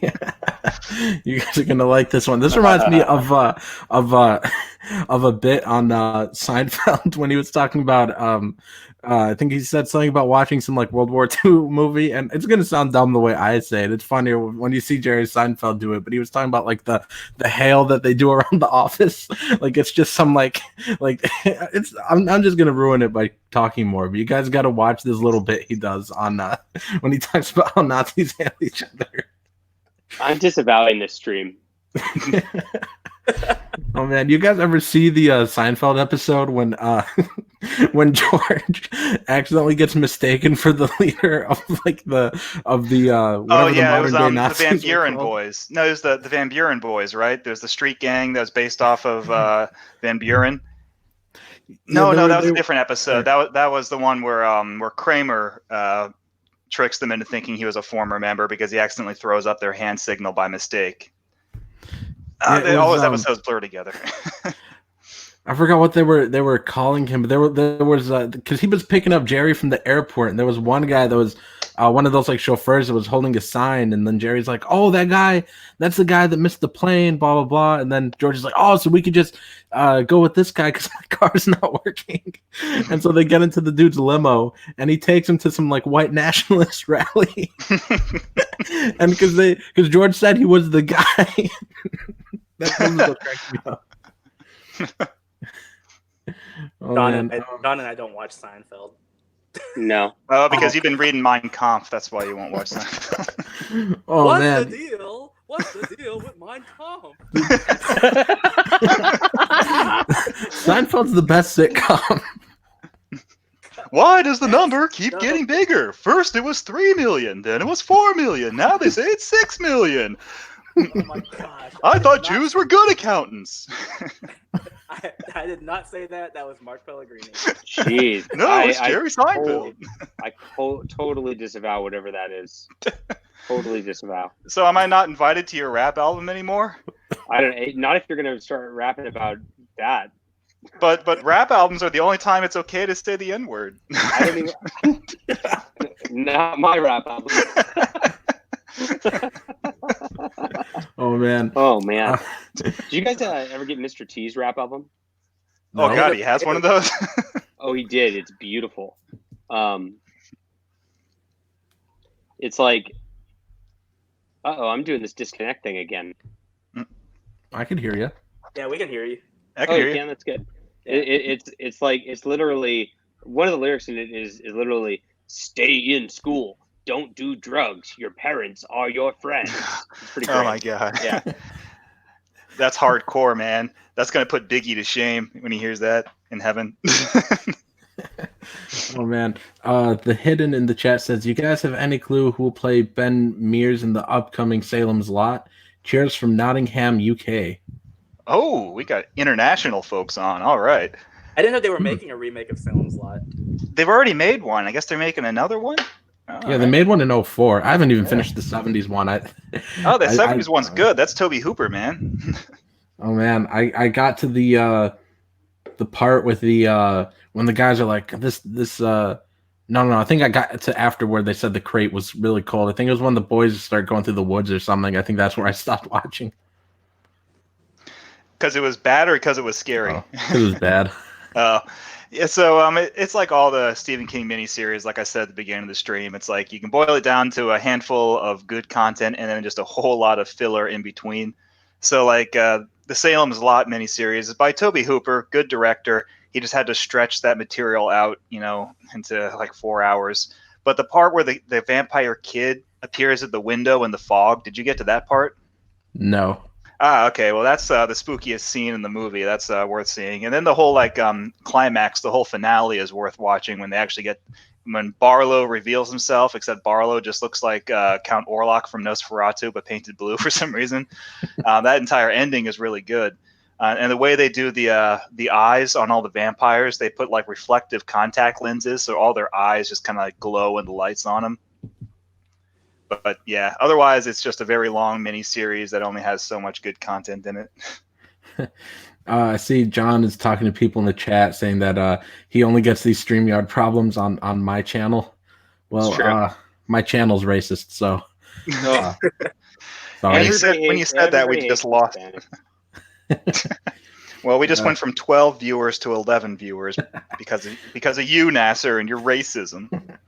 Evan Von Scriver says anything is better than Hangouts. No, I really miss Hangouts. I liked Hangouts a lot. The only thing I don't like about StreamYard is that I have like these audio issues where like I won't be able to hear someone. And there's a lot of roboting going on. And I literally checked all the connections in the house, reset my Wi-Fi just to make sure. But every single time I tried it on 3 different devices. I think it's because I use mobile and not my PC. And I think that's like part of the problem. Okay, then. I have no idea about the tech. So I never started to stream myself because I don't have a YouTube channel. I just, get invited and pop on. So I have no idea about any of the actual inner workings of this stuff. We need to. So it's funny. Like, I'm really proud of John. Can you hear me? Like, can you talk? I can hear you. Yeah. Okay. So I'm really proud of like John because he, with the lunch stream and everything, he really did build up an audience, and it shows because his Flying Sparks book. I mean, like he shattered like a personal record. He got that thing funded in like no time whatsoever. So he has I was like stoked by that. Yeah. it was awesome. Like I love seeing it, but part of it is that you do have to develop like a fan base. And one thing that Mark and I always talk about is maybe doing something like that. But he and I, like, we're not like show people at all. I mean, we're honestly like better guests than we are like presenters. But I don't know. I don't even know what to talk about. Like if he and I were to do something. I don't know what to talk about either. We just run these things. I remember one time John invited me on his channel, like I forget when, like a year ago, and I was like, well, okay, but I don't really like talking about politics, so can we not? And he was like, yeah, sure. I was like, yeah, because I don't really know much about it, uh, and so can we just talk about like books and stuff? He's like, yeah, sure. If you go back to that stream, like the stream starts with him bringing up something about recent events or something in the news and politics. I was like, why are you doing this to me? I try to be nicer to my guests, like when they're more authors or comic people, to try to stay on topic these days. But was I streaming with Katrina then? Yeah. Was she with me then? Yeah, because Katrina like only wanted to talk politics. So she like it was always like a tug of war on that sort of thing. Now I kind of like I try to like stick to politics with when Megan comes on, because I have different co-hosts at this point. Megan Fox, she's the writer for PJ Media and just a great woman. And then with Tim, we end up geeking out on comics a little more, and then Captain Cummings usually just ends up being a slice of life of Captain Cummings' life, because that's what he talks about. Well, Tim was telling me that apparently Captain Cummings likes to go into bathrooms and peek through the little crack in the stall and make everybody feel weird. That's sounds right. Sounds right. Yeah, we were talking about Sounds that on right. Wednesday. He Okay made then. this comment where he's the type of person who, like, if there's like urinals and they're spaced out, he'll just stand next to the guy at the urinal just to weird them out, and he just thinks it's fun. And I thought it was funny too, but I was like, I wouldn't do that. That's kind of gay. Well, then I told him about. Oh, is Captain Cummings the Gay Street Phantom? Did we solve the mystery? Wow, we solved it. I think that was before John came on the stream. I feel bad. I feel bad about shitting on Captain Cummings while he's not here. I want to shit on him to his face. I met Captain Cummings at Bell County, yeah, and I would never shit on him to his face because he could kill me. He's ripped. He's ripped. Yep. Oh man, he was the first one to have me on the stream to promote Stardust. That's nice. I miss him. I told him I wish that he did more streams, but he's like over the whole thing. He's more focused on his like career and what he's gonna do after school. He comes on with me every week, Tim. I know, but what I mean is his own channel, like focusing like his own channel, doing like daily content, like he used to do. Oh yeah, I like this stuff. So sometimes I'll see like a random notification from him that he like uploaded, and it's just like, I put comics on eBay. That's true.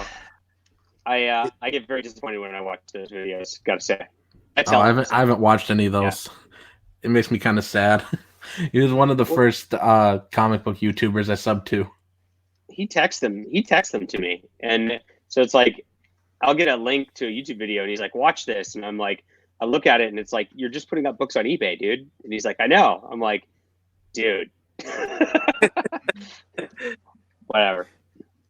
So, John, tell the audience about this waifu pillow in case some people might not know about. Oh man! All right, so this is how I got this funding deal, and everybody's going to ask me for the rest of my life, how do you fund it one day? What am I going to do? It's going to be some random dude who's trying to make his first comic book, and I'm going to be like, you're not going to be able to do it. And he's going to be like, why? Why are you saying this? You mean? And it's no. I actually told my fans, I said, if you fund this on day one, I will make a waifu pillow of Metagirl.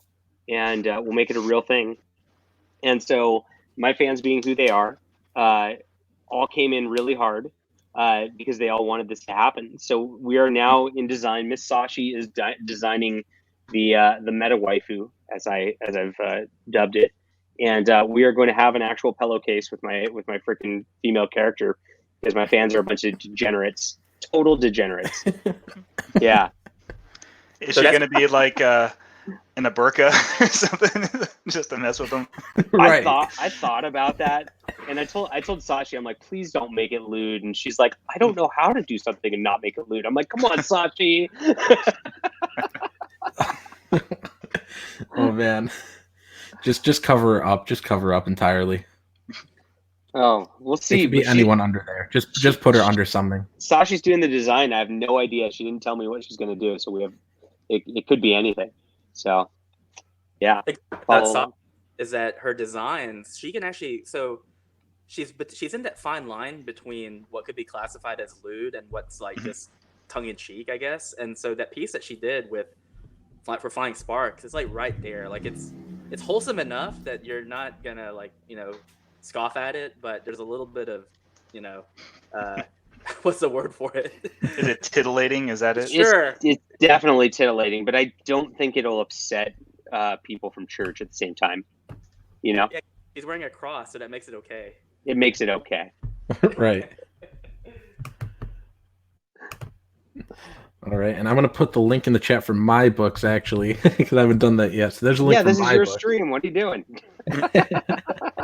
But everybody's links, like it says on the banner across your screen, everyone's books are in the description. So if you want to check out any of my novels, if you want to check out Black Ops or Flying Sparks, all the links are down in the description. Cool. And Evan Von Scriver says, never use StreamYard on mobile. It makes a huge difference. So Tim, Okay. I guess you screwed up. I did, but the only problem is that the reason I don't use it on my PC is my PC, like the microphone jack doesn't work, so I can't even use it even if I wanted to. That's sad. It is. That's all you have to say about it. It's like, Well, my microphone jack on my PC, so I'm using a USB headset that I had to buy because the last stream I was on, not yours, but the one before that, Nasser, I was in the middle of talking about something. I think the topic was Disney movies. I don't know. And I was using an old headphone set that Tim had gave me that had a wire that went into the headphone jack. And my cat just was laying like off in the corner, and he just decided, hey man, fuck this stream. So he just got up and ran through my cord and yanked it out of the slot and broke the headphone jack input and broke the headset. And that was the end of that. So I got to use a USB headset now. Rip. My cat's an asshole. Oh man, I don't like cats. do you have any pets, Nasser? Well, it's not mine, but I mean, we have a dog. Oh, We have a okay. German Shepherd. Ugh, that's a vicious dog. No, Oh, she's it's a good not. dog. Our dog is like, she's like me. She's just kind of lazy. Just lays around the house. She's old. We've had her for probably 12 years. So she's ready to croak any day now. I'm excited for it. All the days I had to go to school with dog hair all over me and looking for that lint roller, and even when you run it all over your clothes, there's still more dog hair. It just never goes away. Nasser, I'm going to tell you, there's no quicker way to lose sales and to lose fans than to shit on dogs. People love dogs, so you just keep that to yourself. Nah, it's only a joke. But I should keep the dark humor down, because I don't think some people could tell. I still have people from that have heard that Cecil stream from a year ago when about the cat story, and people are like, "How dare you harm this animal?" I'm like, every time I went on Cecil streams, I thought the thing was to do dark humor. So if you listen to that stream, I'd probably have a couple jokes that were worse than that, and people just bring up the cat thing. It's because it's animals. I mean, don't get me wrong. I think all types of humor is really funny, but it's they're gonna take some of that stuff seriously. Well, so it's like if you watch Independence Day, from the 90s. There's that one lady who's an actual character in the movie. I can't even remember her name. And she's on the building, greeting all the aliens with the crowd of people. She's in the movie for an hour. And then the aliens drop the laser down and annihilate her and everybody else. And the audience cheers. We're like, yeah, fuck that lady. That was awesome. Great explosion. But then there's that scene of the tunnel where Will Smith's family is running away from the big wall of flames heading their way. And the dog is running through the tunnel, and nobody wants the dog to die. Everyone's on the edge of their seat, oh God, I hope nothing happens to the dog. And then the dog escapes at the last second with the family, and everybody cheers.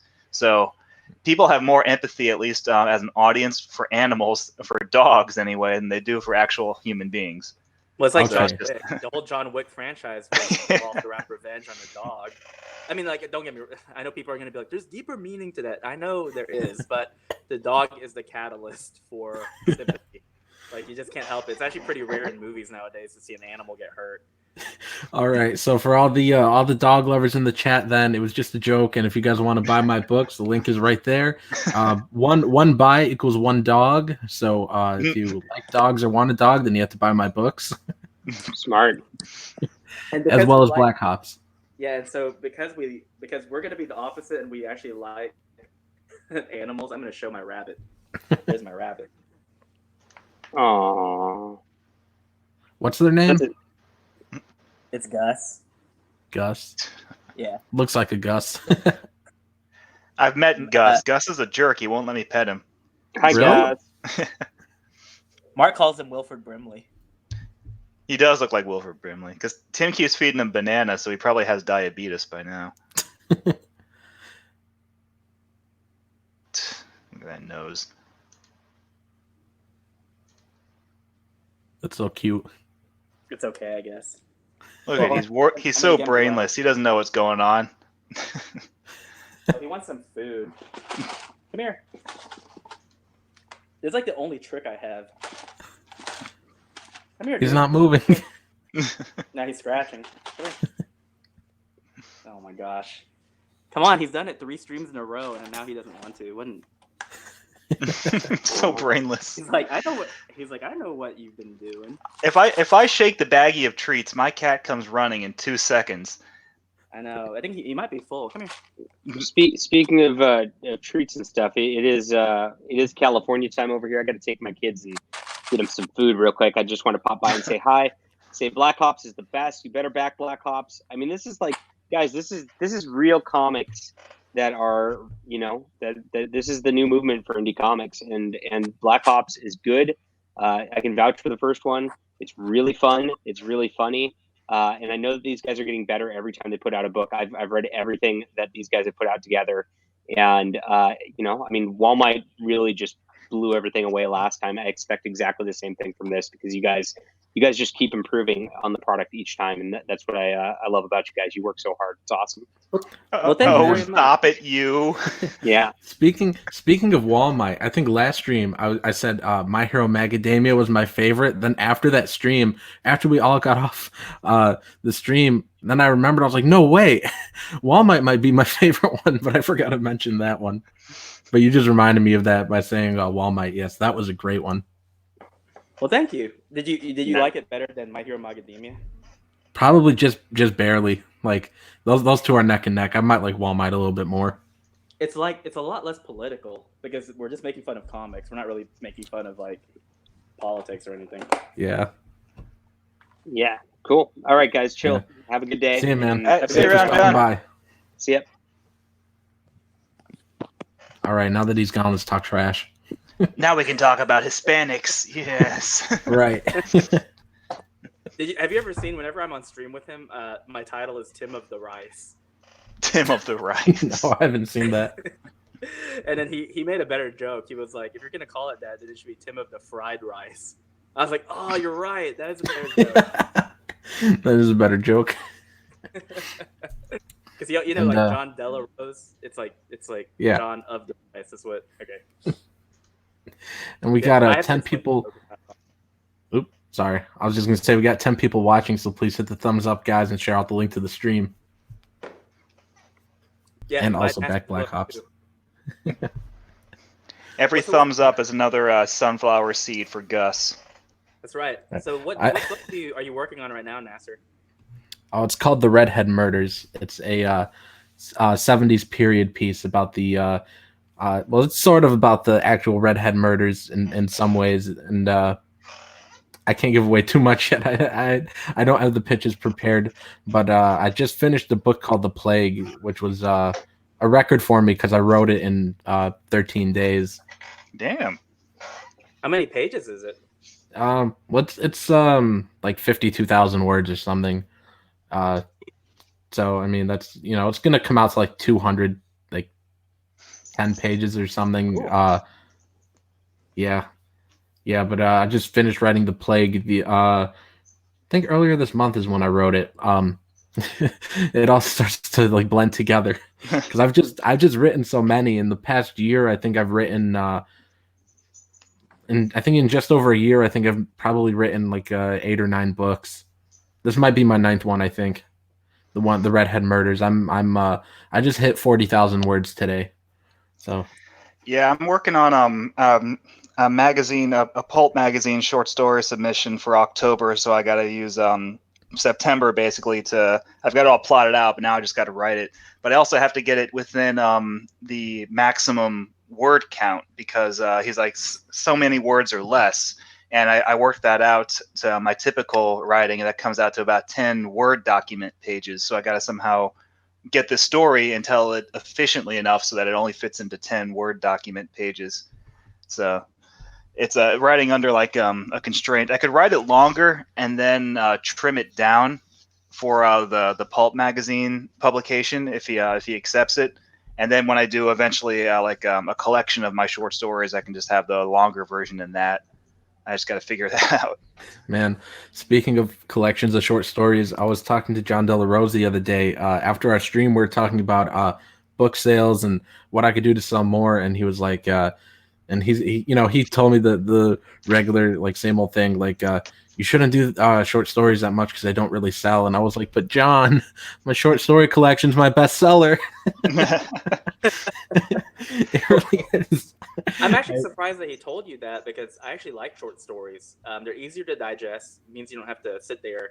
And it's almost like Netflix. You can kind of binge at your leisure. You know how like you're reading Misery and you're like really into it. And Yeah. You can't stop. You have to keep on reading. And I mean that's good. Like if you have free time, but like I'm busy, so I like reading everything in piecemeal.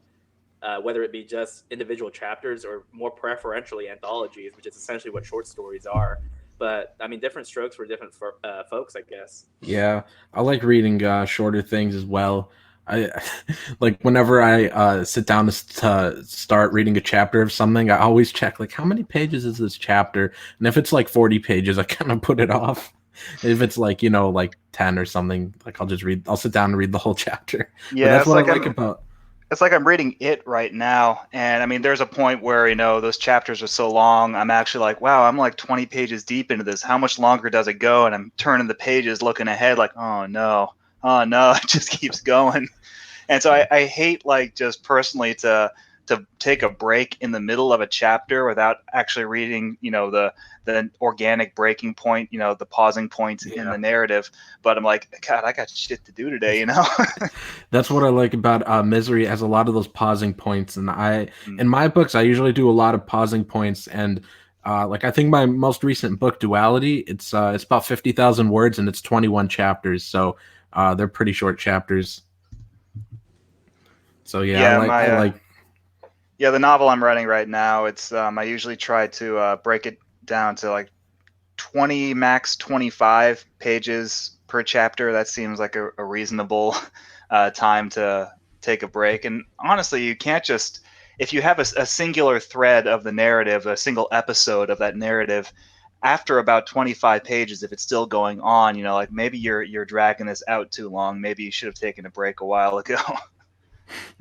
Yeah, most of mine tend to be shorter. Although my book, The Plague, was that one's not published yet. So as of now, in draft 2, it's only 10 chapters. That might change, but that was like the shortest amount, or the least amount rather of chapters I've ever had in a book.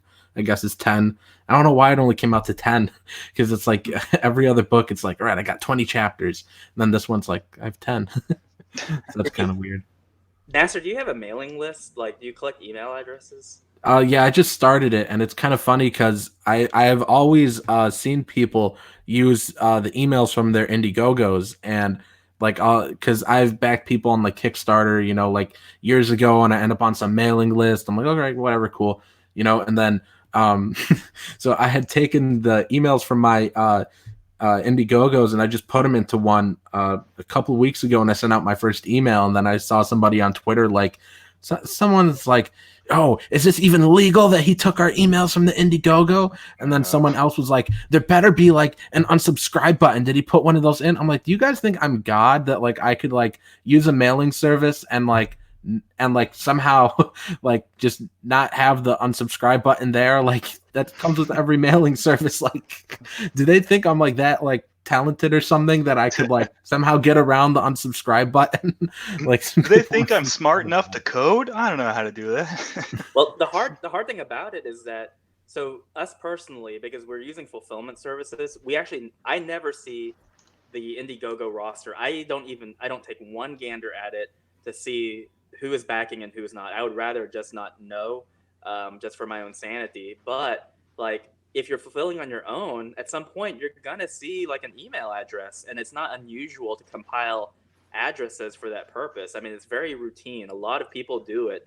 In fact, every book I've backed on Kickstarter, I'm always put on a mail service, and some of them, actually, most of them, I don't mind because, for example, the Etherington brothers, they have a book series called How to Think When You Draw, and I like getting updates from them because I want to know what's coming up next. So I get it. I mean, some people don't like getting it because it's spam or whatever, Yeah. but the reality is that, I mean, those lists are compiled based on who's doing your fulfillment, and I mean, like, I don't think Antarctic Press so far has compiled any email list to use for their purposes because they know they're doing as a service to us. But on the other hand, if I were doing one on my own, I mean, the thought would probably cross my mind because that's just what people do, and they tend to be effective. So the reason I ask is because my wife and I were talking about John De La Rosa's campaign, and she said a multitude of factors are contributing to his success, and part of it is his mailing list.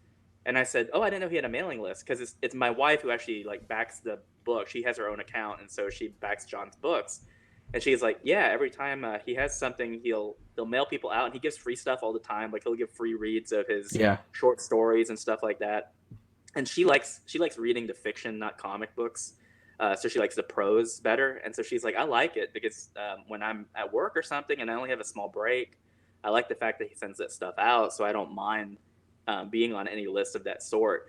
So, I mean, that's why I was asking in your case, because you're a writer and you've written like a ton of stuff, and that might be worth your time to do.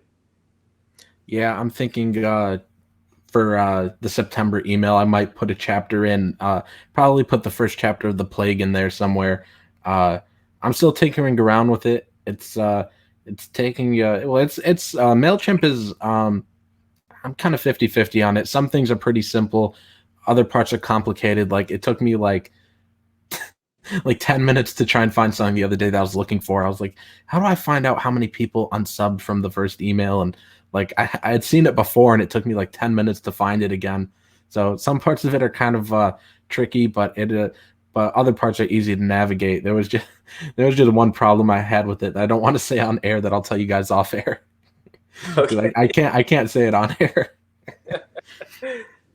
Yeah, but still more sophisticated than what Mark and I do. We just put the book out there, and I use pretty much any form of social media we can to get broader reach. Like, so far, what we're doing is obviously Twitter, and then we have Instagram, or I have Instagram, and then Facebook. I have a page, so I paid for Facebook ads as well. But what you're doing is a lot more broad reaching, which is good because that's how you're I going to was reach thinking a broader about audience. Facebook ads. I was thinking about it, but I use Amazon ads right now for my books. I'm like, this is just a huge money suck. Like, Oh, is it not working?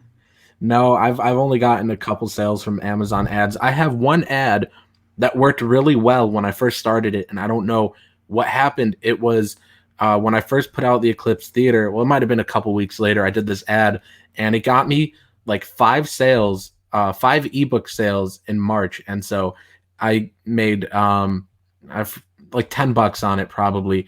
Uh, uh, from the downloads, and I only spent like $3.60 on the ads. I'm like, sweet, that's a solid profit. And then it has not had a sale since, and I don't think it's even gotten a click since. I don't know why, but that at the start, that ad got me clicks and 5 sales. Since then, nothing from that ad. And a couple other, like, I don't know, like I did one ad that ended up spending like $27 and it sold me 2 hard copies, but that still is only like $5 to my pockets. I'm like, I just spent $27 to make 5. So it's a little tricky. Yeah, and paying for ad space, it's a lot of big risk. Like, for example, on Soul Finder, Doug Ernst paid. There's a couple of Catholic websites that he took out ads for, and I know he paid a pretty penny for them, but the payoff was actually pretty good. Like in the end, he did very well on that. I'm actually thinking about doing the same thing with a lot of the bunny sites that I buy like supplies from and stuff, because not all of them do ads, but there's at least one or two of them that do. So it might be something worth pursuing. But I know that's the risky thing, is if you're sinking like $300, $500 into an ad, you have no idea if the payoff is going to work, because like it all depends on how your presentation looks too. Like, does it look good? Is it going to be eye catching? There's a lot of things that go into it that is kind of a headache to deal with. But that's the reality we live in. When you want to sell a product, you have to market, and if you market, you have to pay a cost. And I mean, just from the practice, that's like 25% of your budget. Problem is that sometimes with some of those, at least like Facebook, some of these places where you can they'll advertise for you, and you'll see that you're getting a lot of likes or a lot of followers. You don't know how many of those are bots that are programmed by that ad company, and they're not actual people. So it looks like you're getting a lot of clicks or a lot of follows, and then like a year later, they'll purge all their bots, and suddenly you'll lose like 1,000 followers, and you're like, what happened? And none of them are real. Yeah. I've reached out to a few true crime YouTubers I watch, because the way it looks to me, just from what I've seen, is it seems like more of the true crime people are the ones who would buy a novel more so than a lot of the horror fans I know. And so I reached out to a few true crime YouTubers. Like they have like, oh, here's my business email if anyone wants to email me, blah, blah, blah. And so I've reached out, haven't heard anything back, and I'm offering to pay these people. I'm like, how much would it cost, for you to kind of just plug my book in a video, put the link in the description, talk about it, and blah, blah. How much would you charge for that? Haven't heard back anything. I'm just like, come on, I'm trying to pay you. But I think that'd be really good if I could get a true crime YouTuber to put it in a video, because some of those channels do very well, get like hundreds of thousands of views and subs, even millions sometimes. Yeah, and it's interesting that you said true crime, because that's what my dad reads. He reads a lot of true crime, and I don't know what you'd call it, but he reads a lot of like Tom Clancy-esque type books. So a lot of like espionage type stuff. Yeah. There's a huge prose market for those genres, so that doesn't surprise me. I don't know. Maybe you should just write a true crime thing, Nasser. I don't redhead know. murders. There you go. I don't know. I don't know if I want to do something that's got to be factual. I like making it up. That's why I make up 99% of my cities I use in my books. Oh yeah, you don't set them in like real places? Nope. Only a couple of my short stories were set in real places. But the more I wrote about it, the more I was like, I'd rather just make up the place. So yeah, so all my places are usually made up. I don't know. I don't like having to be too true to reality. Well, an easy out for if you need to set something in a place and you can't come up with the navigation of it on your own, the layout, just set it in a place like your hometown or one of your older hometowns or a town you're familiar with, and then just change all the street names and the name of the place. No one's gonna know. Yeah. Ugh. But yeah, true crime people definitely like to read. So I'm just trying to see how I could get it in front of them.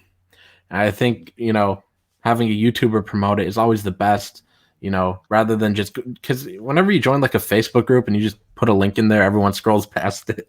So, but if it's someone that they like and has a big following, I think that'd be a lot more effective. So I'm trying to figure out how to get it in front of the true crime people. I've thought about doing true crime videos, but I don't know. I'm kind of terrible at it. I tried to do one like true crime, like video thing, and I was just so awful at it. I was like, I'm never doing this again.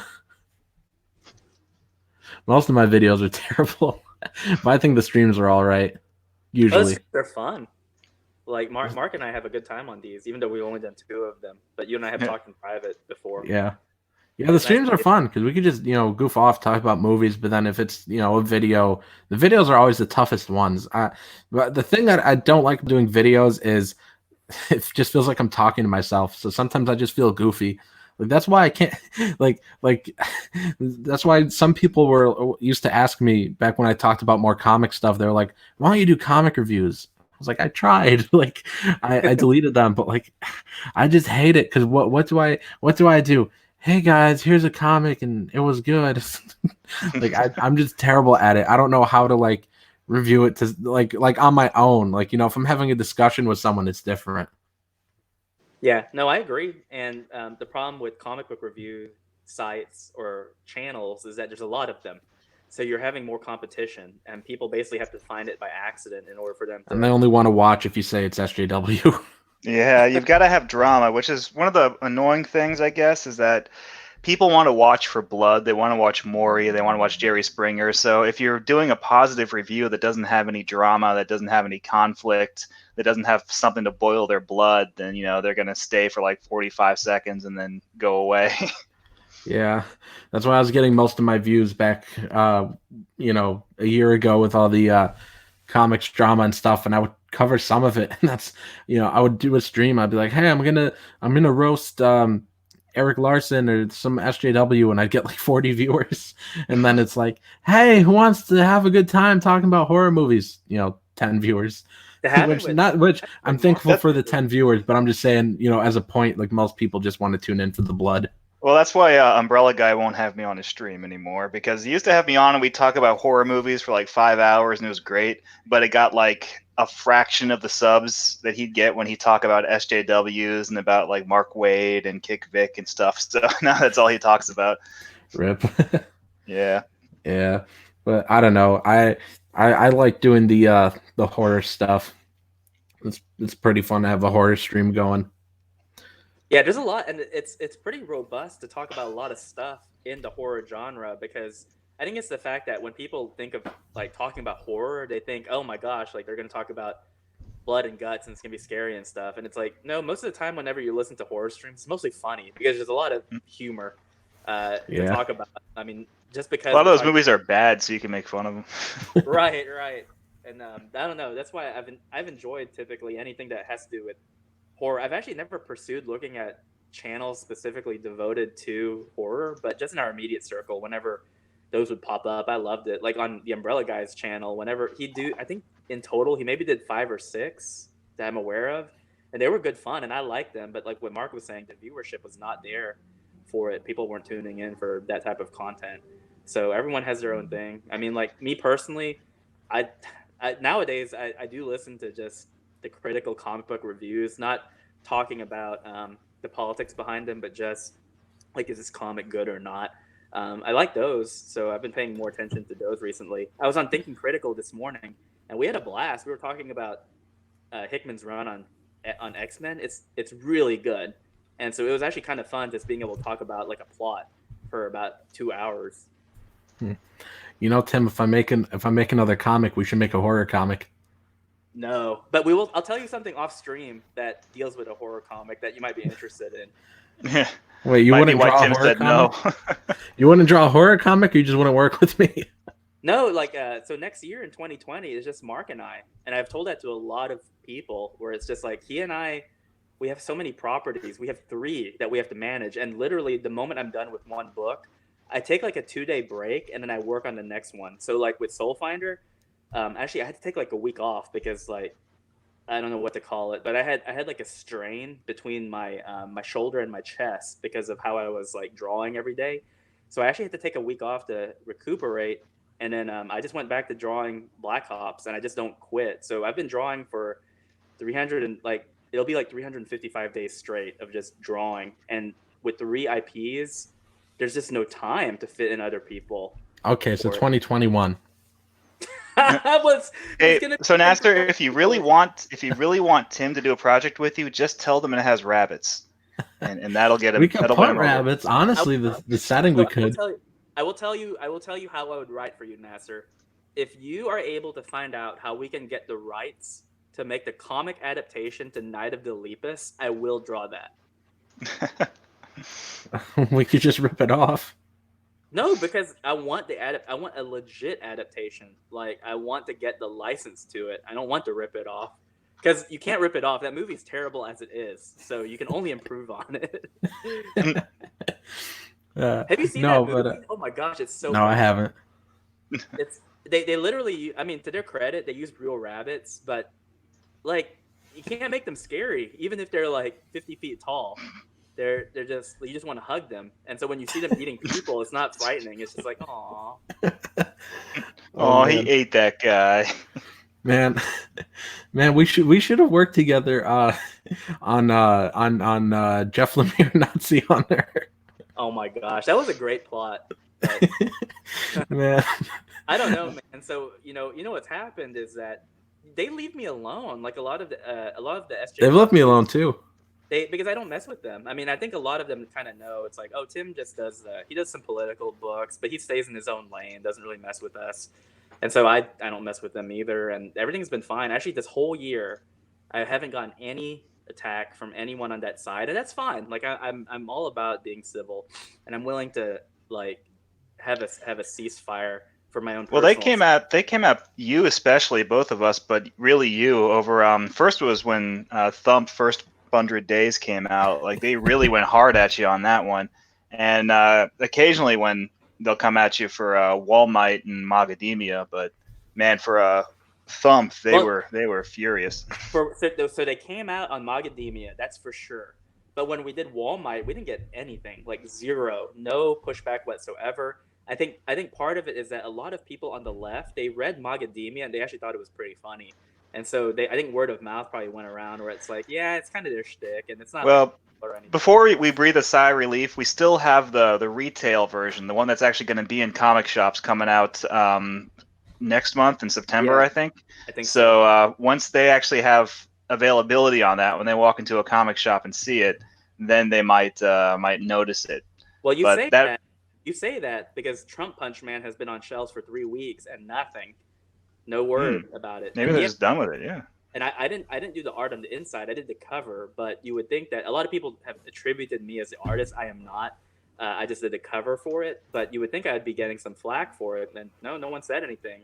And I've said on several streams before, ironically, the criticisms I get are from our side. Like I get it from people on the right who are just like, "Oh, there's that Tim again making our Trump book," and it's like, well, that's kind of ironic, considering Right. that I don't get that. I don't get any vehemence from the left, and I used to.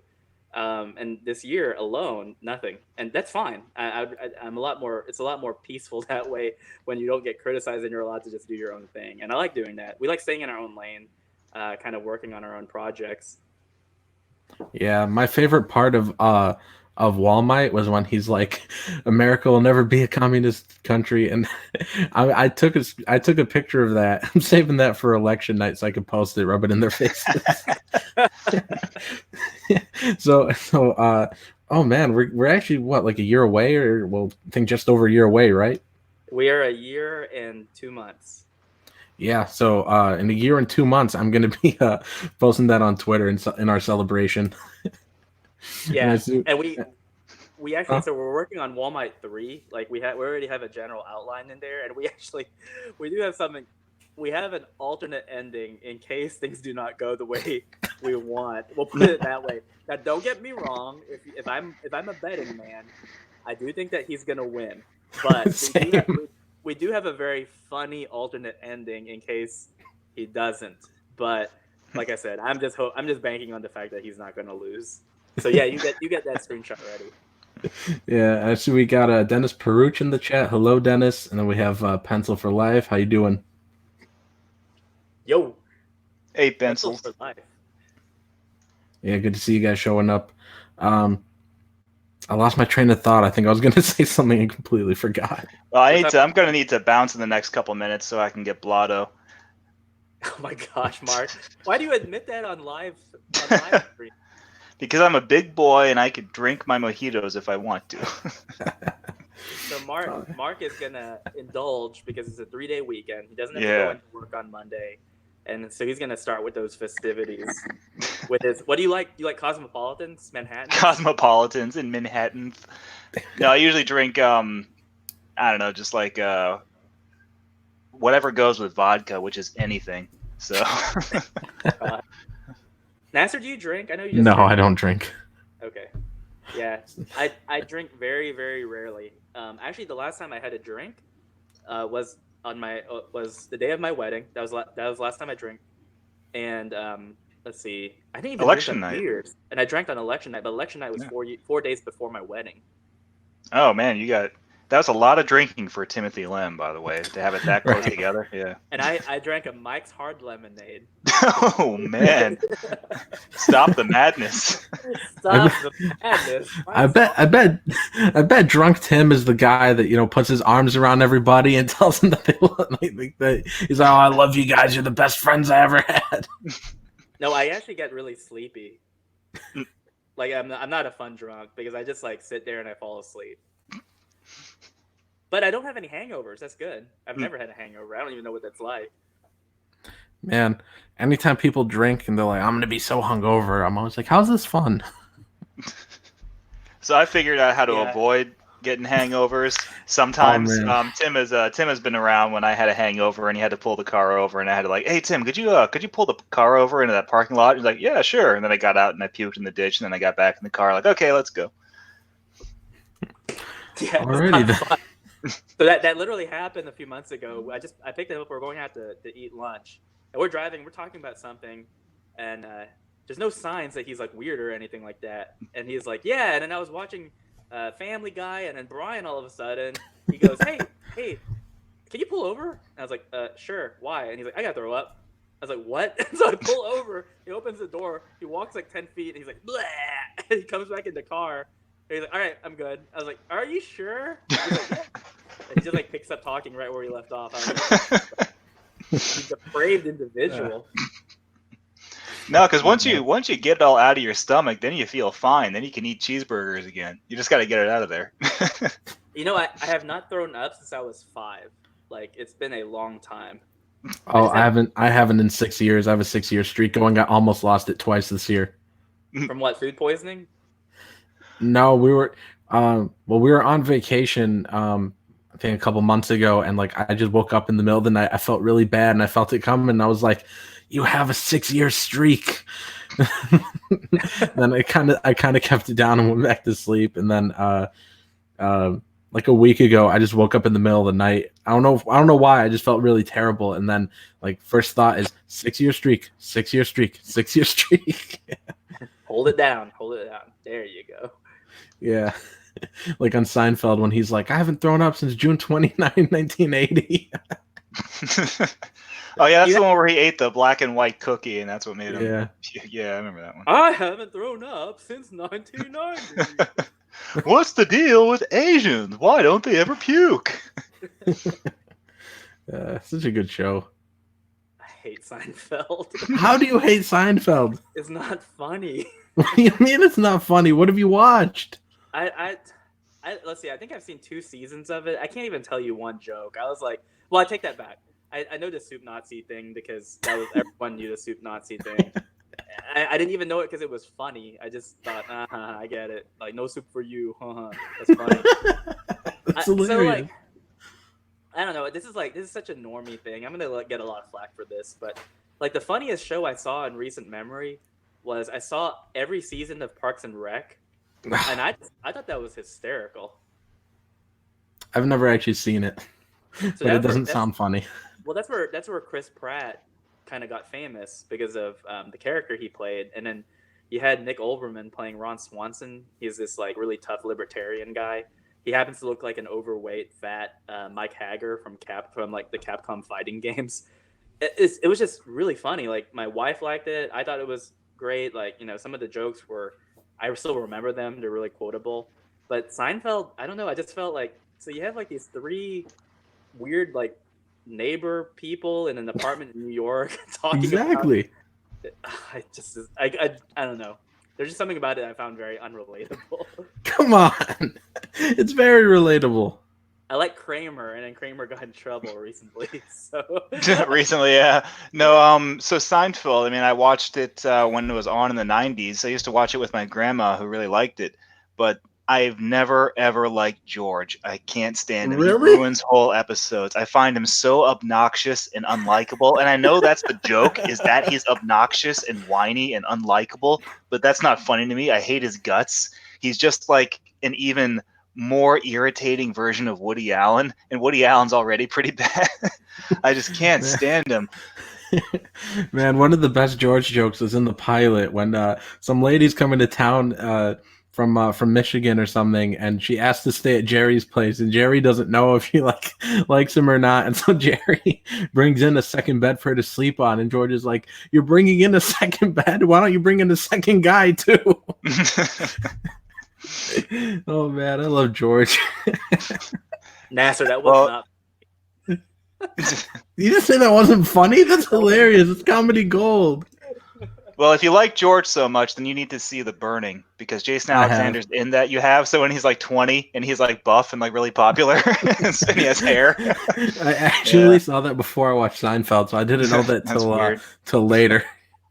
Till later when I didn't even realize that was him, because I saw that, and then months later I started watching Seinfeld, and then I think I was watching some interviews with the cast when I finished, because I was like, it was such a good show, and then I started to watch like interviews, and then George was saying something. I was in a terrible movie called The Burning. I was like, oh yeah, that's right. All right, I gotta go get drunk, so I'm gonna head out now. But and you guys, and I'm gonna watch. Did you say I'm gonna watch porn, Tim? No, I said watch The Burning. Oh, okay. No, I thought you said you're gonna watch The Porning. I'm like, maybe I'll watch The Porning. That's the porn parody of The Burning, and it's got a lot of people from like the burn ward with really bad skin.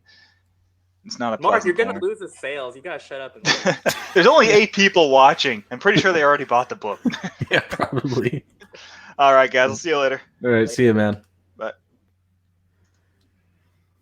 So all right, now. Now what? So Mark was saying we were trying to come up with nicknames for you, like Nass Dog or the Loch Ness Monster. And he actually suggested that you call your stream the Nass Cast.